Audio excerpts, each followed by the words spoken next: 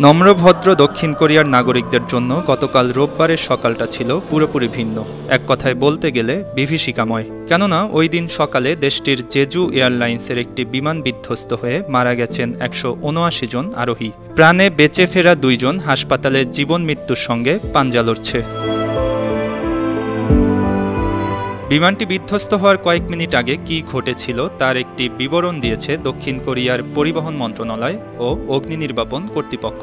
কোরিয়ার স্থানীয় সময়ে ঘটে যাওয়া দুর্ঘটনার সেই বিবরণ পাঠকদের জন্য তুলে ধরেছে ব্রিটিশ সংবাদ মাধ্যম রয়টার্স।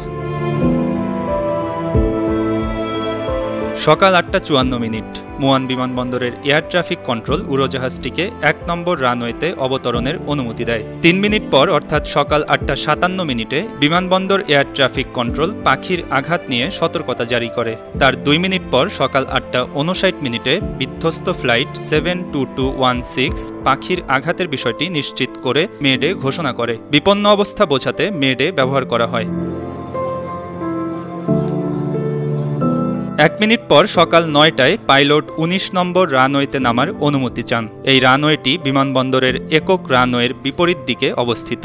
সকাল ৯টা ১ এয়ার ট্রাফিক কন্ট্রোল উড়োজাহাজটিকে ১৯ নম্বর রানওয়েতে নামার অনুমতি দেয়। সকাল ৯টা ২ ২,৮০০ মিটার দীর্ঘ রানওয়ের মাঝামাঝি ১২০০ মিটার পর্যন্ত গিয়ে উড়োজাহাজের চাকা রানওয়ে স্পর্শ করে। সকাল ৯টা ২ ৩৪ এয়ার ট্রাফিক কন্ট্রোল বিমান বিধ্বস্ত হওয়ার সতর্ক সংকেত ক্র্যাশ বেল বাজিয়ে উদ্ধারকারী দলকে সতর্ক করেন।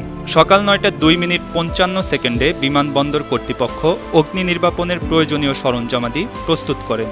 সকাল ৯টা ৩ উড়োজাহাজটি নির্দিষ্ট স্থানে অবতরণ করতে ব্যর্থ হয়ে একটি দেয়ালে আঘাত করে। সকাল ৯টা ১০ দেশটির পরিবহন মন্ত্রণালয় বিমান কর্তৃপক্ষের কাছ থেকে বিধ্বস্ত হওয়ার খবর পাঠায়। সকাল ৯টা ২৩ একজন পুরুষ যাত্রীকে উদ্ধার করে একটি অস্থায়ী চিকিৎসা কেন্দ্রে নিয়ে যাওয়া হয়। সকাল ৯টা ৩৮ মুয়ান আন্তর্জাতিক বিমানবন্দর বন্ধ ঘোষণা করা হয়।